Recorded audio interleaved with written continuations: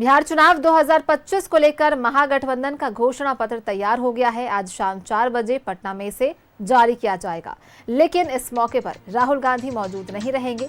तेजस्वी यादव इसे जारी करेंगे, उनके साथ महागठबंधन के नेता भी मौजूद रहेंगे। ऐसी अटकलें भी लगाई जा रही हैं कि घोषणा पत्र जारी करने के दौरान कुछ और अहम 5 बरस बाद परब मनावे आए और 2 दिन में चल जाइएगा। 1-2 साल में बबुआ हम तहरो सेट करा दे भुआ। छुटकू, अब बिहार में माहौल बदल गया है। एनडीए सरकार में रोजगार के भरपूर अवसर मिल रहे हैं। परब मनाई के बाद तनी दिन रुका ना और एनडीए के चुना ना। राजनीतिक घोषणा की जा सकती है, जिनमें अल्पसंख्यक समुदाय से किसी नेता को उप मुख्यमंत्री बनाए जाने की भी बात सामने आ रही है। तेजस्वी यादव ने कहा कि आने वाले 5 साल में तेजस्वी सरकार क्या काम करेगी, इसका पूरा रोड मैप इस घोषणा पत्र में शामिल है। आरजेडी नेता ने इसे तेजस्वी प्रण पत्र बताते हुए कहा कि ये सिर्फ वादों का नहीं बल्कि जनता के विश्वास का दस्तावेज है। उन्होंने आरोप लगाया कि एनडीए की सारी योजनाएं महागठबंधन की नीतियों की नकल है और मौजूदा सरकार का विजन शून्य है। तेजस्वी ने प्रधानमंत्री पर भी हमला बोला और कहा कि उनकी भाषा हमेशा नकारात्मक होती है। वो सिर्फ आरोप लगाते हैं लेकिन समाधान नहीं।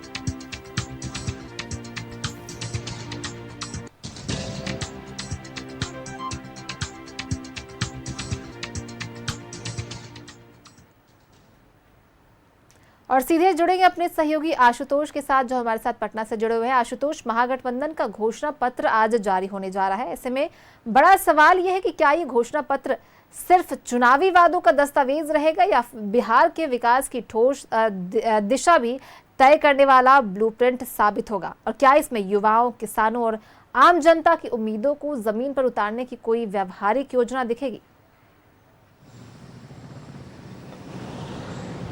देखिए, बिल्कुल इस घोषणा पत्र से पहले ही तेजस्वी यादव ने बड़ी बड़ी घोषणाएं कर दी हैं। आपने देखा होगा कि पंचायत प्रतिनिधियों के लिए जो उनका मानदेय है उसको दोगुना करने की बात कही गई है।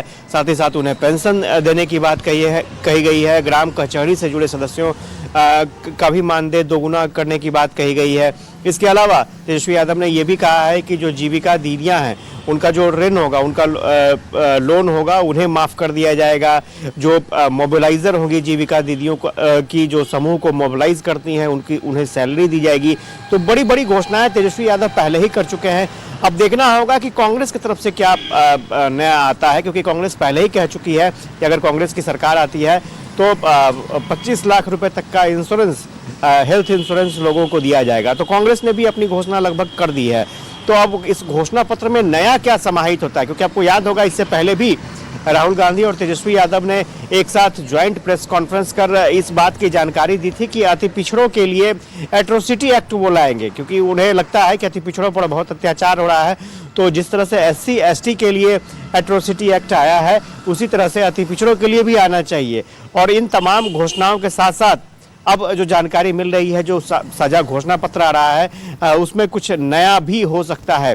तो देखना होगा कि नया क्या होता है, क्योंकि अब तक जो तोहफा दिया गया है, उन्होंने तेजस्वी यादव ने खुद को मुख्यमंत्री घोषित किया है। इसके अलावा जो मुकेश सहनी है उन्हें डिप्टी CM घोषित किया गया है। ये कहा जा रहा है कि अति पिछड़े समाज से मुकेश सहनी आते हैं, इसलिए उन्हें डिप्टी CM का पद दिया जा रहा है। तो फिर अल्पसंख्यक समुदाय का क्या होगा?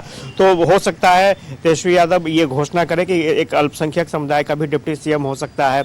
कांग्रेस भी साथ में, कांग्रेस के नेता भी इसके साथ मौजूद रहेंगे। तो ये इस पर सबकी निगाहें टिकी होंगी कि आखिर घोषणा पत्र में नया क्या देने वाले हैं तेजस्वी यादव जी। बिल्कुल आशुतोष, आरजेडी नेता इसे तेजस्वी प्रण पत्र बता रहे हैं और कहा कि ये सिर्फ वादों का नहीं बल्कि जनता के विश्वास का दस्तावेज है। लेकिन वही एनडीए पर जो हमलावर होते हुए कह रहे हैं कि ये सारी योजनाएं जो है महागठबंधन की नीतियों की नकल है।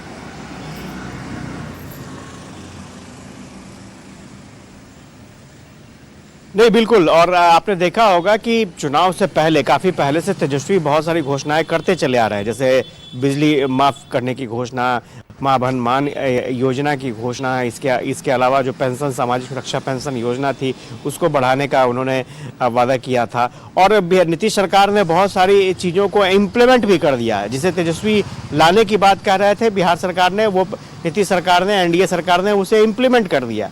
तो फिर तेजस्वी यादव या फिर कांग्रेस के पास बहुत सारी चीज़ें बच नहीं जाती थी कुछ कहने के लिए, करने के लिए। और यही वजह है कि अब घोषणा पत्र उनके लिए बहुत चुनौतीपूर्ण था। हाँ, इतना ज़रूर है कि तेजस्वी यादव ने कुछ चीज़ों को ज़रूर खोज कर निकाला, जैसे जीविका दीदियों के बारे में खोज कर निकाला कि कि जीविका दीदियों का लोन जो है वो माफ़ कर दिया जाएगा। जो मोबिलाइज़र जीविका दीदियां हैं उन्हें सैलरी 30,000 रुपये तक दी जाएगी। इसके अलावा तेजस्वी यादव ने ये भी कहा कि जो ग्राम कचहरी से जुड़े सदस्य हैं उनका मानदेय दुगुना कर दिया जाएगा। पंचायत प्रतिनिधियों का मामला ये मानदेय जो है वो दुगुना कर दिया जाएगा। तो ये तमाम बातें तेजस्वी कह रहे हैं, लेकिन सवाल ये उठ रहे हैं कि ये तमाम चीज़ें जो हैं उन पर जनता ट्रस्ट कैसे करेगी। आपको याद होगा कि तेजस्वी यादव ने ये भी कहा था कि हर घर में एक नौकरी दी जाएगी, और जब हम युवाओं के बीच में जाते हैं तो उनका साफ तौर पर ये कहना होता है कि क्या ये वाकई संभव है, क्योंकि उतने पद का सृजन ही नहीं है कि आप सभी घरों में एक नौकरी दे दे। क्योंकि पिछले दिनों जो सर्वे हुआ था जातियों का, उसमें 95 लाख परिवार जो हैं वो गरीब पाए गए थे। तो ऐसे में सबको नौकरी देना क्या संभव है? ये नहीं संभव है। महागठबंधन की तरफ से घोषणा पत्र जारी किया जाता है तो इसमें क्या कुछ रहता है, जनता को कितनी उम्मीदें दिखती है, देखने वाली बात होगी। बहुत बहुत धन्यवाद आपका हमारे साथ जुड़ने के लिए और इन तमाम जानकारियों को साझा करने के लिए। मुरारी, अरे किन्ने चले छोटा झोला लेके? दिल्ली में टिकने का इरादा नहीं है का? दिल्ली नहीं चा, बक्सर। बक्सर? हाँ, बक्सर में नया इथेनॉल का फैक्ट्री खुला है, उज्जे लगे हैं। बढ़िया, आगे बढ़ रहा है बिहार। चलते हैं। रफ्तार पकड़ चुका है बिहार।